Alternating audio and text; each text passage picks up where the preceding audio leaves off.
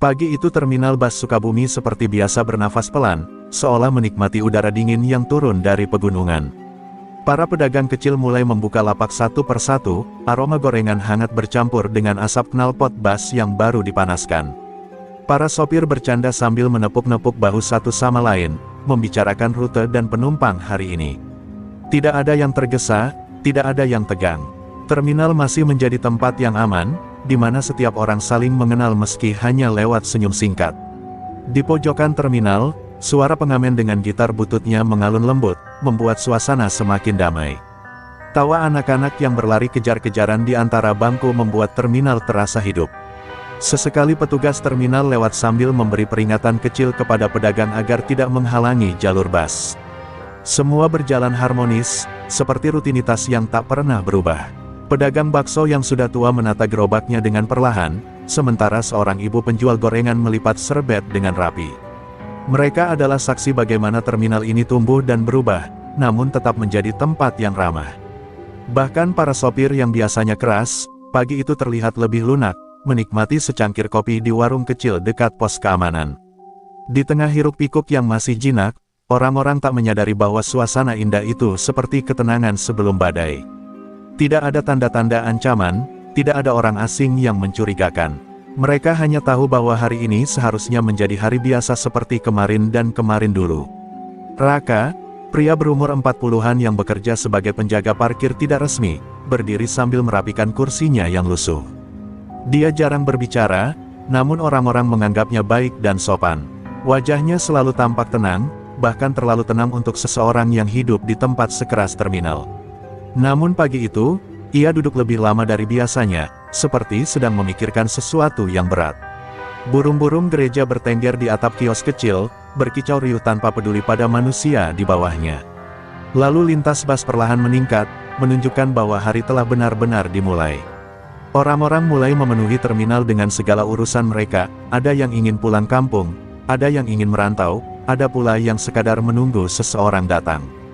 Di antara keramaian itu, ada ketenangan yang tidak biasa, seolah langit sedang menahan napasnya. Pedagang bakso sempat menatap ke arah pintu masuk terminal, merasa ada sesuatu yang berbeda, namun ia mengabaikannya. Dia sama sekali tidak menyangka bahwa hidupnya dan semua orang di terminal akan berubah dalam hitungan jam. Terminal itu tetap tenang, tetap harmonis, tetap penuh tawa, setidaknya sampai langkah-langkah berat yang tidak diundang muncul di gerbang utama. Namun untuk saat ini, bab ini menutup dengan keindahan yang rapuh, keharmonisan yang hanya menunggu waktu untuk pecah. Suasana damai terminal mulai retak ketika dari kejauhan terdengar deru motor yang tidak biasa, keras, kasar, dan sengaja tidak diredam. Para sopir yang sedang santai seketika memandang ke arah pintu utama. 3 motor besar melaju masuk, diikuti belasan motor kecil. Warga terminal saling menatap, sebagian mulai menyingkir tanpa sadar.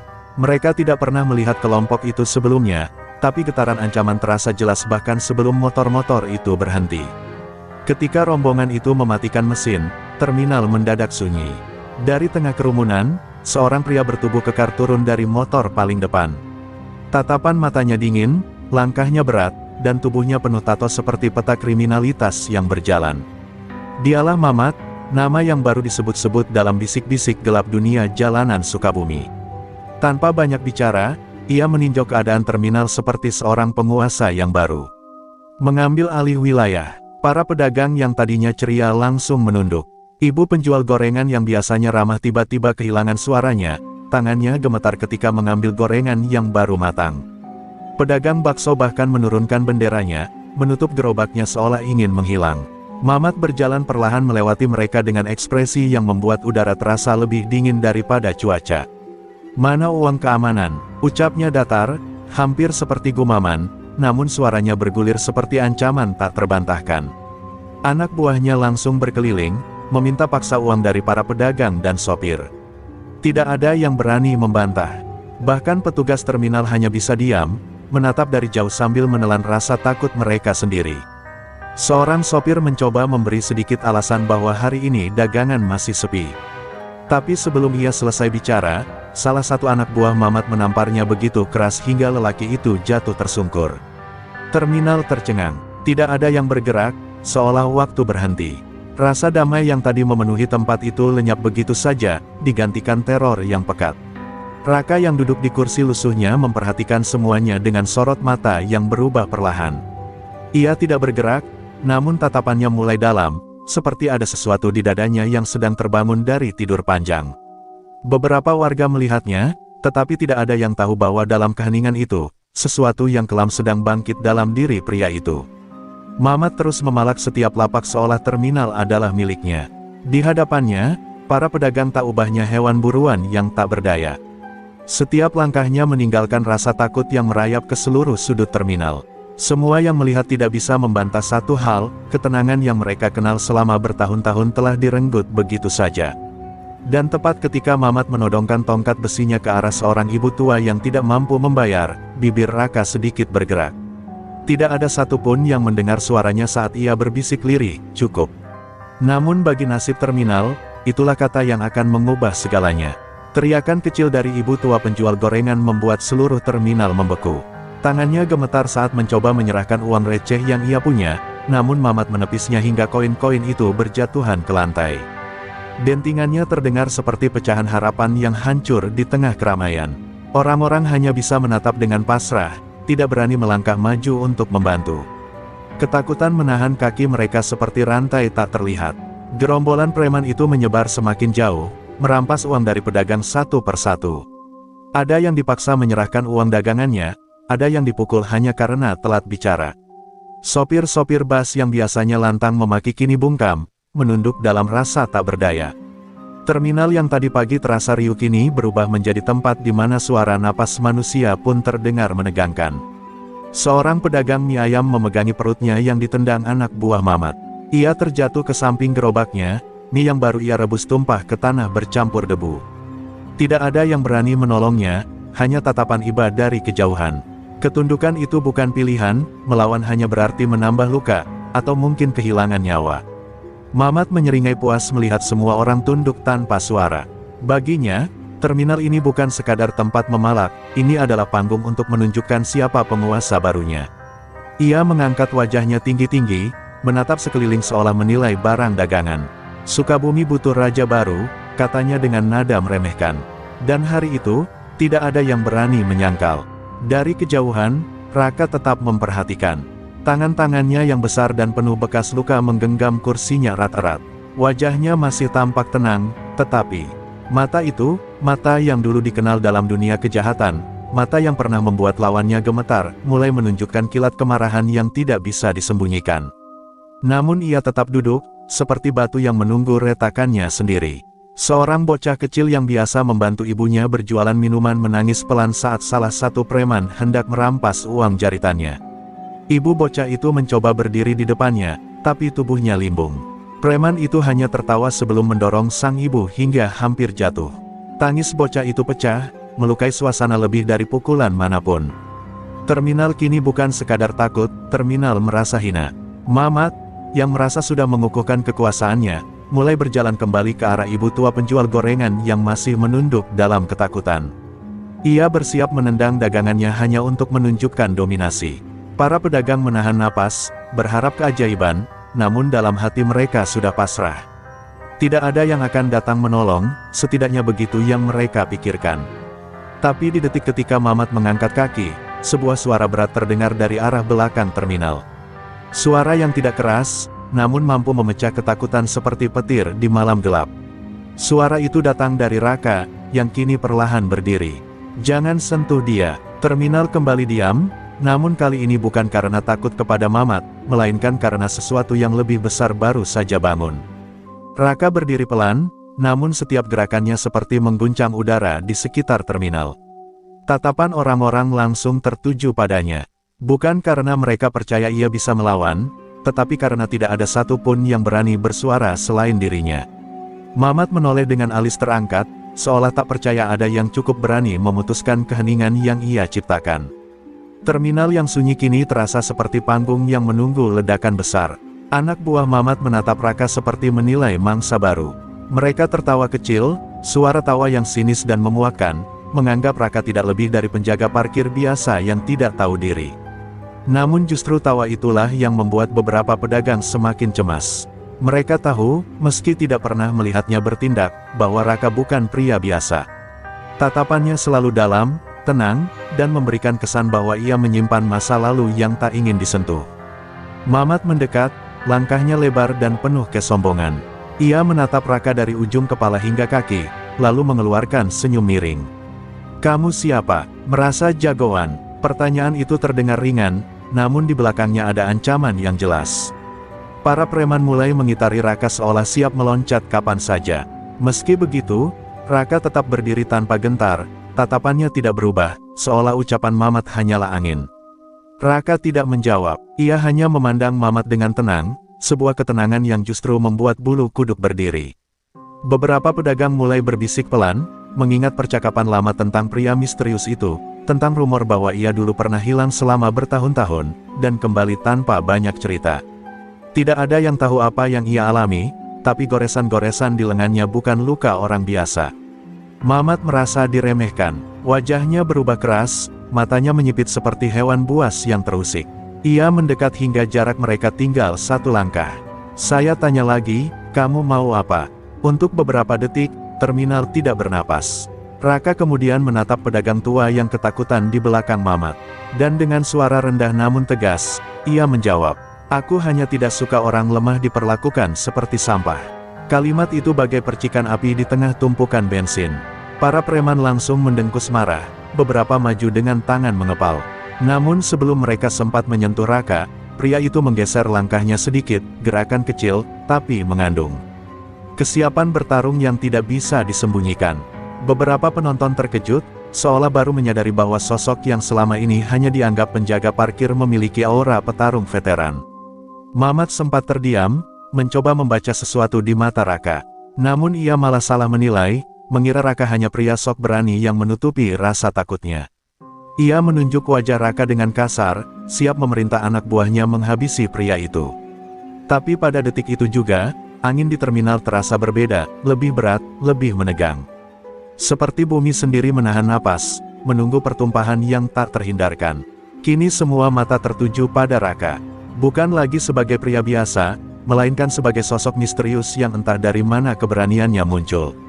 Mereka belum tahu siapa ia sebenarnya, namun mereka mulai merasakan bahwa kehadirannya bukan kebetulan. Sesuatu yang besar, sesuatu yang berbahaya, baru saja bangkit dari diamnya. Ketegangan di terminal belum mereda ketika Raka kembali menatap Mamat tanpa bergeming. Namun justru saat suasana memanas itulah, sebuah kejadian kecil menjadi pemicu besar.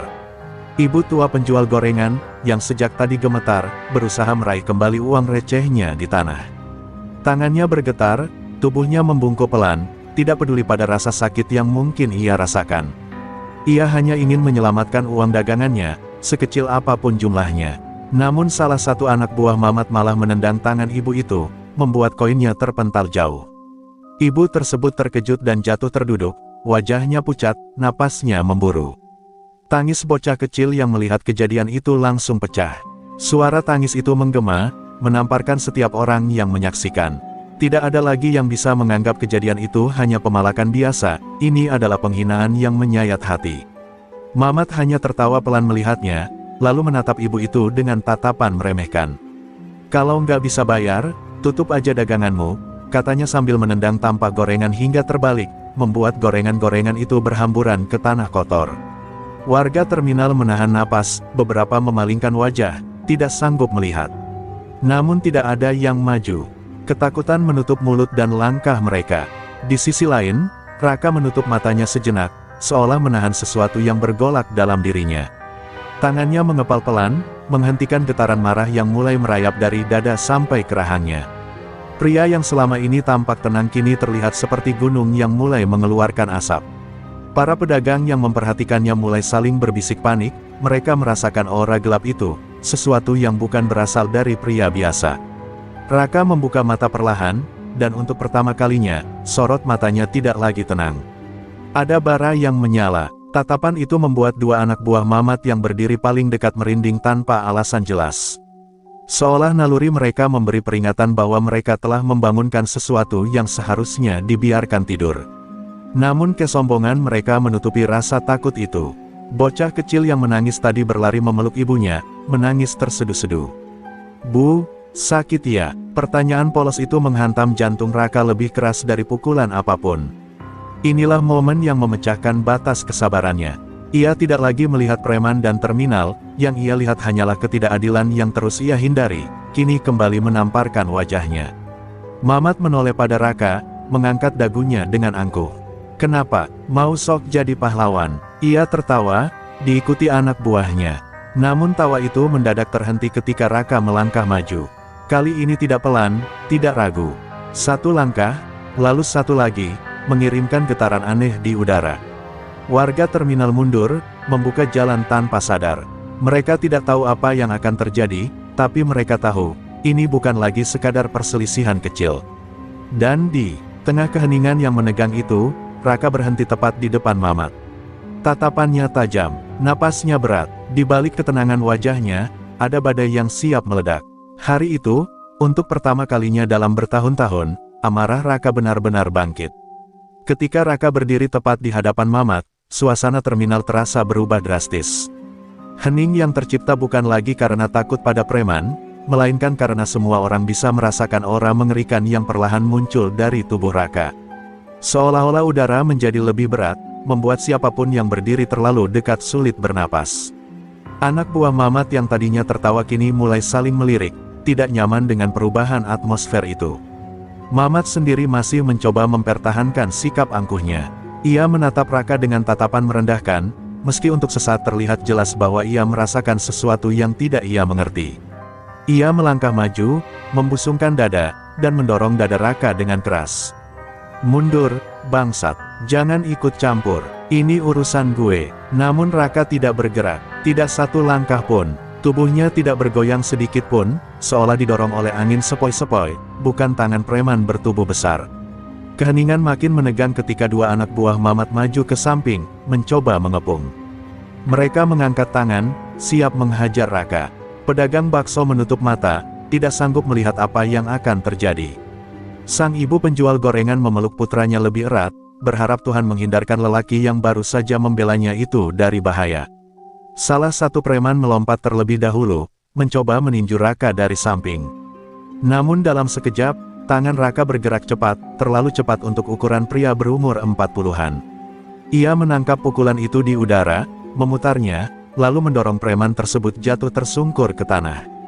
Tidak ada suara berlebihan, tidak ada kemarahan yang meledak, semuanya terjadi dengan tenang, namun mematikan. Gerakan itu membuat semua orang terpaku. Mamat melotot, tidak menyangka pria yang terlihat sederhana itu bisa bergerak seperti seorang petarung profesional. Anak buah kedua mencoba menyerang dengan tendangan, namun Raka menghindar setengah langkah, lalu menyikut dada preman itu dengan presisi tepat di ulu hati. Preman tersebut jatuh berlutut sambil megap-megap, tidak sanggup bernapas. Bisik-bisik mulai terdengar di antara kerumunan warga terminal. Siapa dia? Kok bisa secepat itu? Kayak, bukan orang biasa. Raka tidak menanggapi apapun. Matanya hanya tertuju pada Mamat, yang kini tidak lagi berdiri seangkuh sebelumnya. Ada keraguan yang muncul jelas di wajahnya. Mamat mencoba menutupi rasa takut yang mulai merayap dengan berteriak kepada anak buahnya yang lain. Hajar dia, semua, namun tidak ada yang langsung bergerak. Mereka ragu. Mereka melihat dua kawan mereka tumbang dalam hitungan detik tanpa Raka terlihat mengeluarkan tenaga penuh. Bahkan napasnya pun masih stabil, seolah ia baru saja melakukan pemanasan ringan. Raka akhirnya membuka mulut, suaranya rendah namun tegas, membuat semua bulu kuduk berdiri. Aku peringatkan, berhenti sekarang juga. Perkataan itu bukan ancaman, itu adalah hukum. Dan entah mengapa, seluruh terminal merasakan bahwa bila peringatan itu diabaikan, sesuatu yang jauh lebih buruk akan terjadi. Begitu peringatan Raka selesai terucap, salah satu preman yang berdiri paling belakang berteriak panik, mencoba membakar keberanian teman-temannya. Teriakan itu justru menjadi pemantik bagi seluruh gerombolan. Belasan preman akhirnya menyerbu bersamaan, seperti kawanan binatang liar yang kehilangan kendali. Teriakan, langkah kaki, dan suara besi beradu aspal menjadi satu, menutup sunyi yang sebelumnya menyelimuti terminal. Namun Raka bukanlah pria yang mudah diintimidasi oleh jumlah. Dengan ketenangan yang membuat warga terminal merinding, ia memiringkan tubuhnya dan menangkis serangan pertama menggunakan lengan. Satu pukulan diarahkan ke wajahnya, namun Raka membalas dengan gerakan cepat, siku keras menghantam rahang penyerang hingga pria itu terpelanting 2 meter ke belakang. Warga langsung berteriak kaget, karena itu bukan sekadar pukulan, itu adalah teknik seseorang yang pernah hidup dalam dunia pertarungan mematikan. 2 preman berikutnya menyerang dari kanan dan kiri. Raka merunduk, meraih keras salah satunya, lalu memutar tubuh preman itu sebagai tameng hidup, membuat tendangan preman lainnya justru menghantam temannya sendiri. Dengan gerakan ringan, Raka mendorong keduanya hingga berguling ke tanah. Mereka mengerang kesakitan, tidak sanggup bangkit. Semua terjadi dalam hitungan detik. Mamat mulai menyadari bahwa ini sudah jauh dari perkiraannya. Wajahnya memucat, namun ego dan gengsinya menolak tunduk. Ia meraung, memerintahkan seluruh preman lain menyerang sekaligus. Terminal berubah menjadi arena pertempuran, kursi-kursi terbalik, dagangan berserakan, dan orang-orang berlarian mundur sembari memandang dengan ketakutan bercampur harapan. Mereka tidak tahu siapa Raka sebenarnya, tapi mereka tahu satu hal, pria ini sedang berjuang untuk mereka. Raka menghantam satu preman dengan dengkul ke perut, membuat udara keluar dari paru-paru pria itu. Lalu ia memutar tubuh, meninju dagu preman lain hingga tubuhnya terangkat sebelum jatuh pingsan. Gerakannya bersih, efisien, tanpa keraguan, seperti mesin yang sudah terlalu sering melakukannya dalam hidupnya. Satu demi satu preman tumbang. Mereka tidak pernah menghadapi seseorang yang bertarung tanpa amarah, tanpa panik, hanya disiplin, pengalaman, dan insting pembunuh yang sudah terasa. Salah satu anak buah Mamat mencoba menyerang dari belakang dengan besi panjang. Warga terminal menjerit, mengira Raka tidak akan sempat menanggapi. Namun refleks Raka seperti milik predator. Ia menangkap besi itu tanpa melihat, lalu memutarnya hingga menyerang balik pemiliknya. Benturan keras terdengar, dan preman itu jatuh tak berdaya. Warga terminal terpana, beberapa bahkan lupa bernapas. Kini hanya 3 orang yang masih berdiri, termasuk Mamat. Mereka gemetar, tidak lagi memiliki keberanian yang sebelumnya mereka banggakan. Tubuh-tubuh teman mereka berserakan di sekitar, mengerang atau pingsan. Mamat mencoba mundur selangkah, tapi rasa malu dan gengsinya menahan kaki itu. Ia akhirnya menghunus parang dari pinggangnya, mencoba mengintimidasi Raka. Raka menatapnya dengan dingin. Tidak ada rasa takut, tidak ada keraguan.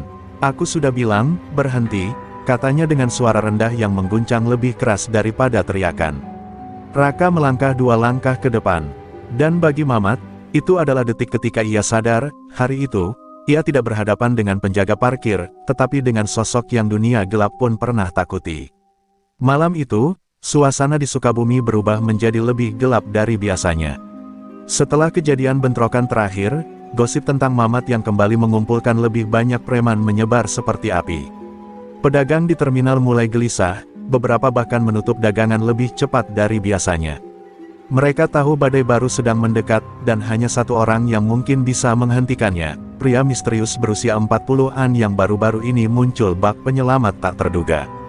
Di warung kopi dekat terminal, pria itu, yang belakangan diketahui bernama Gilang, duduk sendiri dengan tatapan kosong menembus gelap.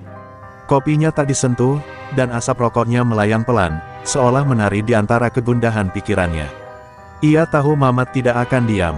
Ia tahu pertarungan berikutnya akan lebih besar, lebih berat, dan lebih kotor.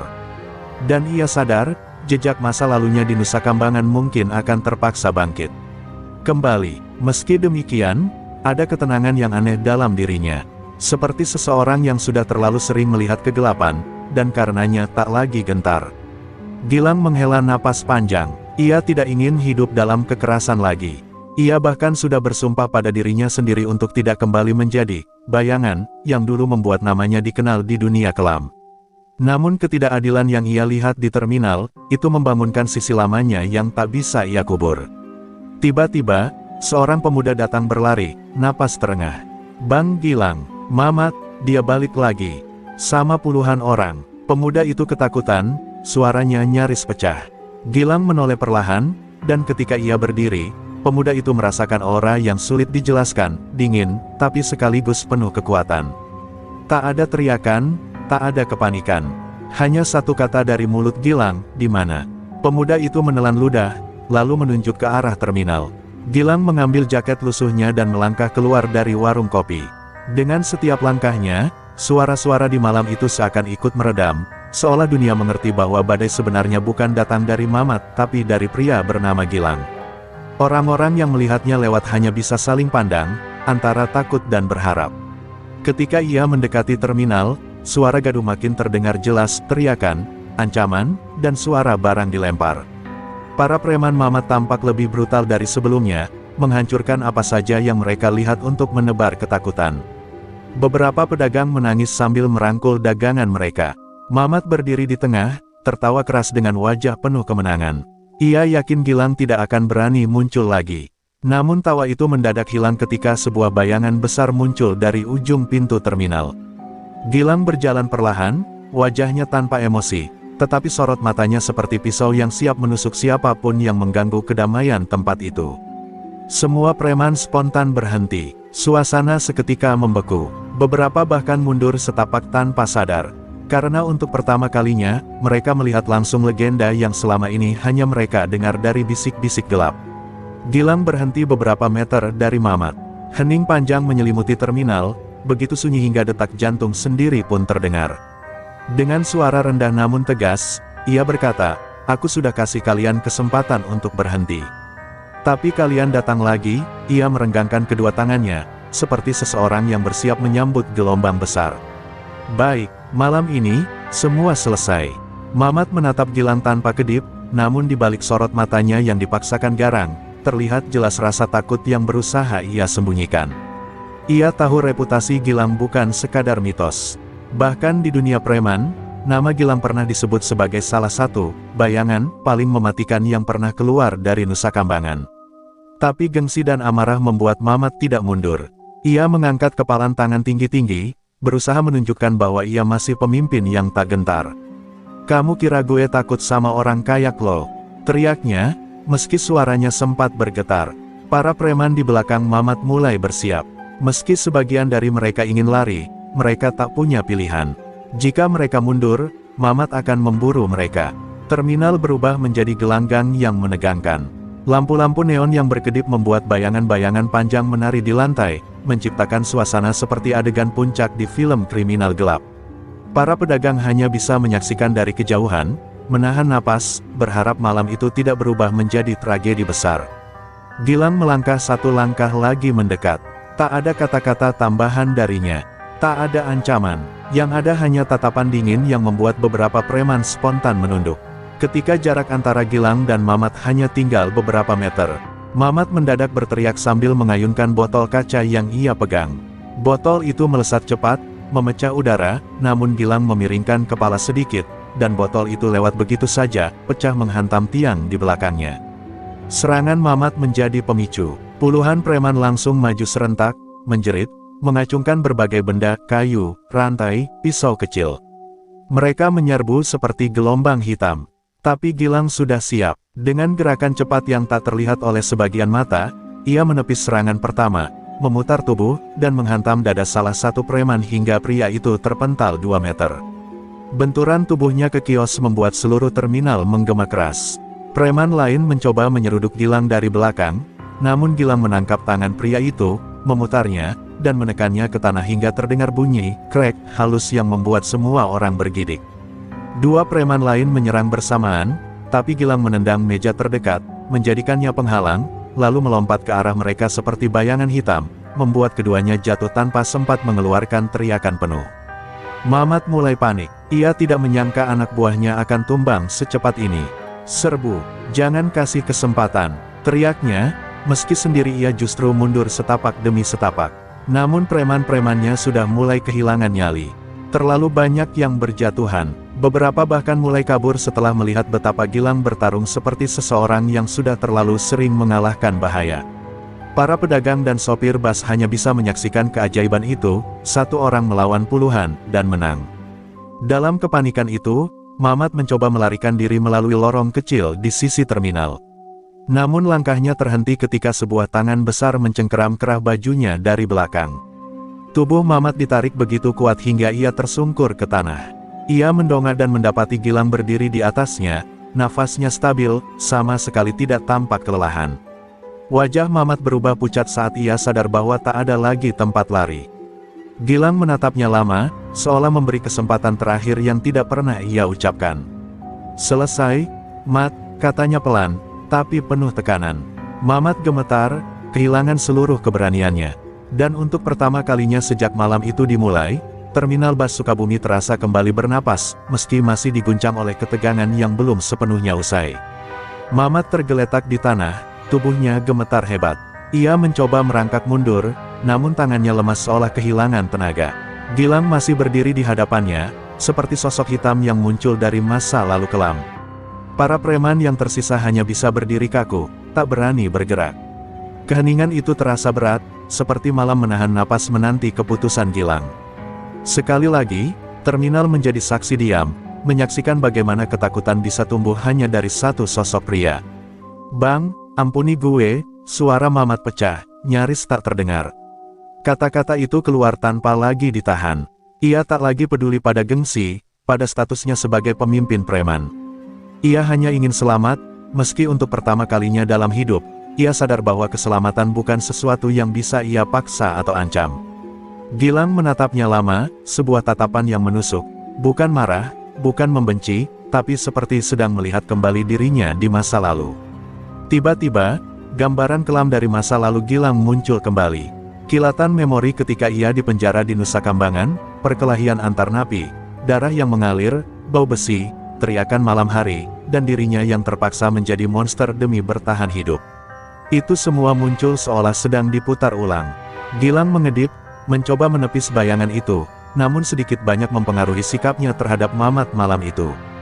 Gilang menunduk, lalu mencengkeram kerah baju Mamat dengan satu tangan. Ia mengangkatnya dengan mudah, seolah tubuh Mamat tak memiliki berat sama sekali. "Lu pikir jadi preman itu bikin lu kuat?" Suaranya dalam dan pelan, namun jauh lebih menakutkan daripada teriakan manapun. "Gue udah lihat yang lebih buas dari lu, lebih kejam dari lu, dan semuanya berakhir sama." Mamat menutup mata, takut melihat tatapan pria di depannya. Namun alih-alih melayangkan pukulan, Gilang melemparkan Mamat ke samping. Tubuh Mamat terjatuh keras, tapi ia masih hidup. Gilang berdiri kembali, menghela napas panjang, mencoba memulihkan ketenangan yang hampir hilang.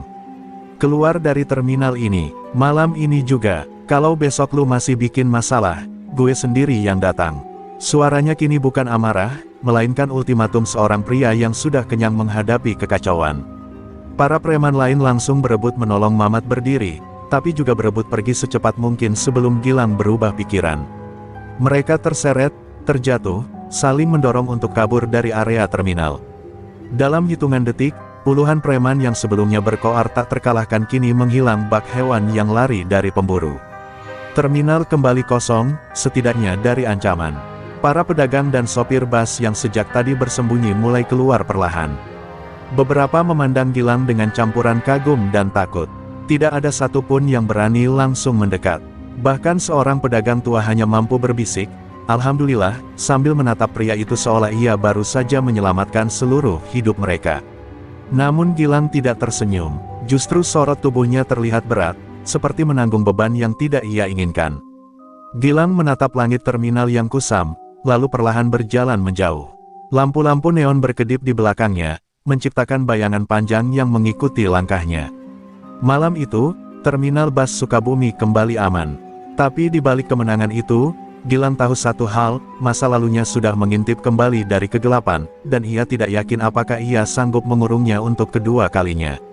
Setelah kejadian besar di terminal, Gilang berjalan menyusuri jalanan Sukabumi yang basah oleh hujan gerimis. Setiap langkahnya terasa berat, bukan karena pertarungan tadi, melainkan karena bayangan masa lalu yang kembali menyeretnya ke tepian kegelapan. Di setiap sudut jalan yang ia lewati, seolah muncul suara-suara dari masa silam, teriakan napi, dentuman besi, dan tatapan orang-orang yang pernah ia kalahkan demi bertahan hidup. Gilang memejamkan mata, berharap semua itu menghilang, tapi justru semakin jelas. Ia akhirnya sampai di sebuah gang kecil menuju rumah kontrakannya. Sebuah tempat sederhana berukuran kecil, dengan lampu redup dan kursi tua di depan pintu. Gilang duduk sambil mencopot jaketnya yang basah. Meski tubuhnya tampak tenang, dalam hatinya badai berkecamuk. "Kenapa harus begini lagi?" gumamnya, hampir seperti orang yang berbicara pada bayangan sendiri. Ia sudah berjanji untuk hidup tenang setelah bebas. Ia ingin jadi orang biasa, hidup damai tanpa kekerasan. Namun malam ini membuktikan bahwa dunia tidak selalu memberi kesempatan untuk berubah. Keberadaannya selalu membawa ketakutan, baik bagi musuh maupun orang-orang biasa. Bahkan saat ia mencoba melindungi, tetap saja ia dipandang sebagai sosok berbahaya. Gilang menatap kedua tangannya, tangan yang pernah dipenuhi darah, tangan yang kini kembali melakukan kekerasan meski untuk alasan yang benar. Ia tahu bahwa luka batin itu belum sembuh, dan entah kapan bisa sembuh. Tiba-tiba, suara ketukan pelan terdengar dari depan rumah. Gilang terkejut, tubuhnya refleks menegang seperti di penjara dulu. Ketukan kedua terdengar, lebih ragu, seolah orang di luar takut mengganggu. Gilang berdiri perlahan, membuka pintu. Di luar, berdiri seorang pemuda, orang yang tadi siang memanggilnya saat Mamat datang. Wajah pemuda itu tampak cemas, namun ada keberanian yang dipaksa bertahan. "Bang, maaf ganggu. Saya cuma mau bilang, terima kasih," katanya dengan suara gemetar. Pemuda itu menunduk, seolah takut menatap mata Gilang langsung. "Kalau abang gak datang, mungkin terminal udah hancur, mungkin kami semua sudah celaka." Kata-kata sederhana itu menembus dinding keras yang selama ini Gilang bangun. Ada sesuatu yang hangat, namun sekaligus menyakitkan, mengalir dalam dadanya. Gilang tidak langsung menjawab, ia hanya menatap pemuda itu dengan tatapan yang lebih lembut dari biasanya. "Kalian cuma butuh tempat aman," katanya pelan. "Gue cuma kebetulan ada di situ." Namun pemuda itu menggeleng. "Enggak, Bang. Abang bukan kebetulan. Abang penyelamat kami." Semua orang di terminal ngomongin itu. Gilang terdiam, kata penyelamat terasa berat, seolah tidak pantas untuk pria seperti dirinya. "Bang, orang-orang sekarang lihat abang beda. Mungkin abang gak sadar, tapi abang yang bikin kami berani lagi," tambah pemuda itu sebelum akhirnya membungkuk dan pamit pergi. Gilang memandang punggung pemuda itu hingga menghilang di tikungan. Ada perasaan aneh dalam hatinya, campuran bangga, bersalah, dan takut. Takut bahwa jika ia gagal mengendalikan masa lalunya, semua orang yang kini percaya padanya akan ikut terseret dalam kegelapan itu. Saat Gilang kembali masuk ke rumah, ia menutup pintu pelan-pelan. Ia menyandarkan punggungnya ke pintu dan menatap langit-langit sambil menghela napas panjang. Malam itu, untuk pertama kalinya setelah sekian lama, Gilang merasa bahwa dirinya berada di persimpangan besar, kembali menjadi bayangan kelam, atau menjadi harapan bagi orang-orang yang membutuhkan perlindungannya. Dan ia tahu, pilihan itu tidak akan mudah. Sementara Gilang bergulat dengan pikirannya di rumah kontrakan yang sepi, di sisi lain Sukabumi, Mamat duduk di dalam sebuah gudang tua bekas pabrik. Wajahnya lebam, bibirnya pecah, dan napasnya masih terengah. Namun yang paling tampak bukanlah luka fisik, melainkan rasa malu yang menggerogoti harga dirinya. Puluhan anak buahnya yang masih tersisa hanya berdiri mematung, tak ada yang berani bicara atau memandang langsung ke arahnya. Kekalahan dari satu orang telah merobek reputasi Mamat sebagai raja preman yang tak tersentuh. "Gue nggak terima ini," gumam Mamat sambil mengepalkan tangan hingga berdarah. Dalam hatinya, dendam mulai membara, panas dan membutakan. Bagi seorang preman seperti dirinya, kekalahan bukan sekadar rasa sakit, itu adalah penghinaan terbesar. "Dia kira bisa permalukan gue begitu aja." Teriakannya menggema di gudang kosong, membuat beberapa anak buahnya tersentak ketakutan. Mereka tahu, ketika Mamat dipenuhi amarah seperti ini, sesuatu yang buruk pasti akan terjadi. Salah satu anak buahnya, bernama Jerry, memberanikan diri maju. "Bang, gimana kalau kita cabut aja dari Sukabumi? Orang itu, kayaknya bukan orang biasa." Jerry berbicara lirih, berharap Mamat akan mendengarkan. Namun respons yang ia dapat hanyalah tatapan membunuh. "Lu takut, baru sekali kalah langsung mau kabur." Mamat menamparkan Jerry hingga pria itu terjatuh. "Gue nggak akan biarin orang yang pernah masuk Nusa Kambangan seenaknya ngatur wilayah gue." Saat itu, salah satu preman lain mendekat sambil membawa kabar buruk. "Bang, orang-orang terminal sekarang muji si Gilang. Katanya dia penyelamat. Bahkan pedagang-pedagang mulai minta dia jaga kawasan situ." Wajah Mamat makin memerah, nadinya tampak berdenyut di leher. Mendengar bahwa orang-orang kini lebih percaya pada Gilang daripada dirinya adalah penghinaan yang tak bisa ia biarkan. "Kalau begitu," kata Mamat dengan suara rendah namun sangat dingin, "kita serang bukan cuma dia, tapi semua tempat yang bikin dia dihormati." Biar dia tahu, kalau berurusan sama gue, semua orang yang dekat sama dia bakal ikut sengsara. Anak buahnya saling pandang, wajah mereka berubah pucat. Rencana itu bukan hanya kejam, tapi juga berbahaya. Namun tidak satu pun berani membantah ketika Mamat mulai menyusun langkah-langkah balas dendam. Mereka mulai bergerak diam-diam, mengumpulkan sisa-sisa preman dari daerah lain, orang-orang buas, tak punya belas kasih, dan tak peduli aturan. Dalam semalam, gudang itu dipenuhi puluhan wajah asing yang jauh lebih brutal daripada anak buah Mamat sebelumnya. Rencana besar itu mulai terbentuk, seperti badai yang mengumpulkan kekuatan di ujung horizon. Dan pusat dari badai itu, hanyalah satu nama, Gilang. Sementara itu, di terminal, para pedagang yang baru saja mulai tenang tidak menyadari bahwa petaka baru sedang mendekat. Mereka masih membicarakan bagaimana Gilang mengusir para preman malam itu, sebagian bahkan berharap Gilang mau tetap berada di dekat mereka. Beberapa anak muda bercerita sambil bersemangat, mengulang adegan demi adegan seolah menyaksikan pahlawan dalam film aksi. Namun di balik kegembiraan itu, tak ada yang tahu bahwa seseorang sedang merencanakan kehancuran mereka. Malam semakin larut, dari kejauhan, suara motor berkonvoi mulai terdengar. Tidak keras, namun cukup untuk membuat udara terasa berbeda. Di gudang tua itu, Mamat berdiri di depan pasukan barunya, tersenyum miring dengan mata yang penuh kebencian. Besok malam, katanya, kita rebut Sukabumi. Dan dengan itu, bara balas dendam yang ia simpan sejak dikalahkan Gilang, mulai berubah menjadi api yang siap membakar siapapun di jalannya. Malam di Sukabumi tampak lebih gelap dari biasanya. Awan tebal menutupi cahaya bulan, seolah langit ikut merasakan ketegangan yang sedang merambat perlahan ke seluruh kota. Gilang duduk di depan rumahnya, menatap jalanan sepi sambil mengisap rokok yang hampir habis. Ada rasa gelisah yang tidak ia mengerti.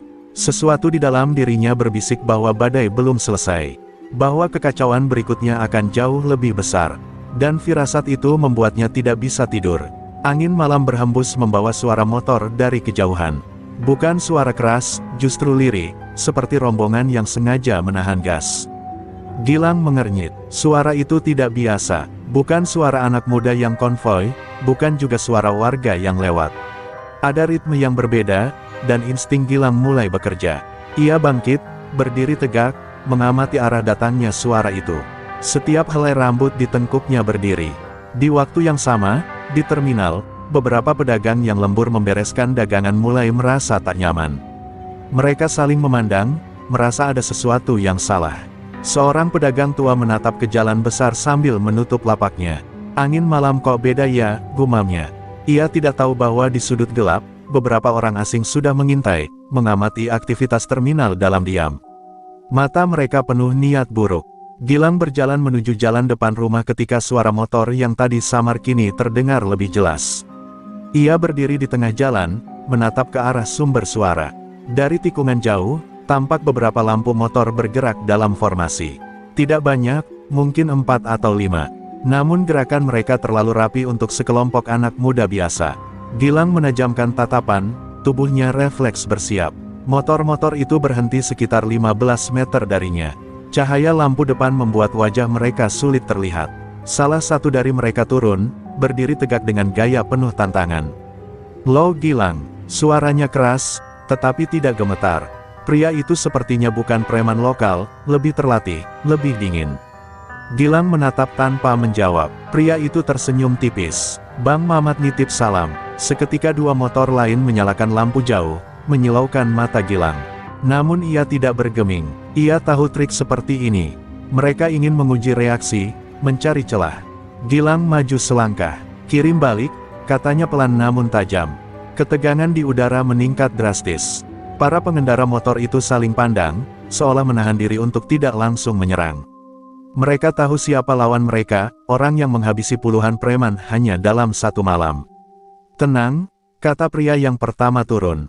"Kami cuma mau ngasih tahu. Besok malam," ia mendekat sedikit, suaranya berubah lebih gelap, "Sukabumi bakal berubah jadi neraka." Kata-kata itu menusuk udara malam, membuat semuanya terasa lebih dingin. Gilang tidak bergerak, namun matanya mengeras. Pria itu melanjutkan, "Bang Mamat udah siap dengan pasukannya. Lo pikir dia cuma mau balas dendam? Oh tidak, dia mau ngambil semuanya. Terminal, pasar, jalur angkot, bahkan kawasan lo tinggal. Motor-motor itu kemudian berbalik perlahan, meninggalkan Gilang dengan bayangan ancaman besar di belakang mereka. Ketika suara mesin menghilang, Gilang berdiri diam, menatap langit gelap dengan napas yang memburu. Malam itu, ia akhirnya sadar, Mamat tidak hanya ingin membalas kekalahan, ia ingin menghancurkan seluruh ketenangan Sukabumi. Dan Gilang, apakah ia siap menghadapi perang yang lebih besar dari apapun yang pernah ia temui sejak keluar dari Nusa Kambangan? Setelah rombongan misterius itu pergi, Gilang masuk kembali ke rumahnya dengan langkah berat. Ia duduk di kursi kayu yang sudah mulai rapuh, menundukkan kepala sambil memijat tengkuknya. Kalimat yang tadi diucapkan pria asing itu terus berputar di kepalanya, besok malam, Sukabumi bakal berubah jadi neraka. Gilang menutup mata rapat-rapat. Ia tahu kalimat itu bukan ancaman kosong. Bila Mamat benar-benar membawa preman dari luar kota, bahkan gabungan wilayah, maka terminal dan seluruh warga akan berada dalam bahaya besar. Gilang berdiri lagi, mengambil tas hitam kecil dari bawah tempat tidur. Tas itu sudah lama tidak ia buka, tas berisi peninggalan masa lalunya. Ketika resletingnya ia tarik, tercium aroma besi dan kulit yang familiar. Di dalamnya terdapat sarung tangan tempur, perban khusus, dan beberapa barang lain yang dulu ia gunakan saat bertahan hidup di tempat yang tidak mengenal belas kasih, Nusa Kambangan. Gilang memandang barang-barang itu lama, seolah sedang bertanya pada dirinya sendiri apakah ia benar-benar harus kembali menjadi orang yang sama seperti dulu. Gue udah janji buat hidup tenang, gumamnya pelan. Tapi kalau mereka ganggu orang-orang nggak bersalah, gue nggak bisa diem aja. Ia mengepalkan tangan, merasakan denyut amarah yang pelan tapi tegas. Gilang bukan orang suci, ia tidak pernah mengaku jadi pahlawan. Namun ada garis batas dalam hidupnya, dan malam besok, Mamat akan melewati batas itu terlalu jauh. Gilang tahu, tak peduli seberapa ia ingin hidup damai, beberapa orang memang tidak mengerti bahasa selain kekuatan. Malam semakin larut, dan Gilang berjalan menuju terminal yang sudah gelap. Ia ingin melihat langsung tempat yang akan jadi pusat serangan. Di sana, beberapa pedagang yang telat pulang masih membereskan dagangan. Mereka kaget melihat Gilang muncul. "Bang, ada apa? Kok malam-malam kesini?" tanya seorang pedagang muda. Gilang hanya menjawab dengan tatapan serius. "Besok, kalian jangan kesini. Semua orang libur dulu. Terminal ini bakal jadi medan perang." Wajah-wajah pedagang langsung pucat. Mereka bukan orang bodoh, mereka tahu ada sesuatu yang sangat buruk akan datang. "Bang, kami nggak bisa pindah begitu aja.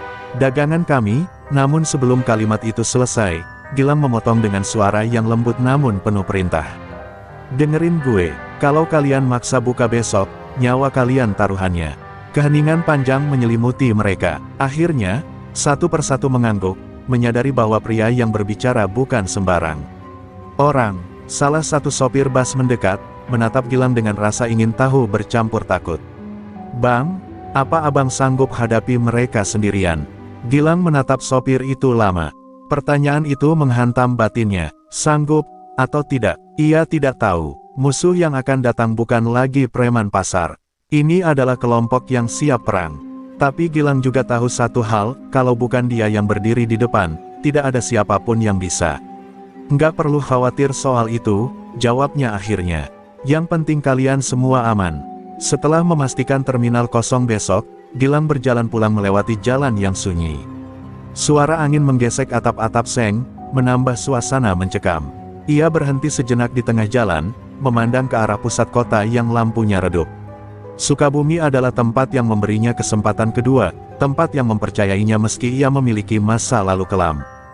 Dan sekarang, tempat itu akan menjadi alasan ia kembali angkat tangan, kembali berjuang.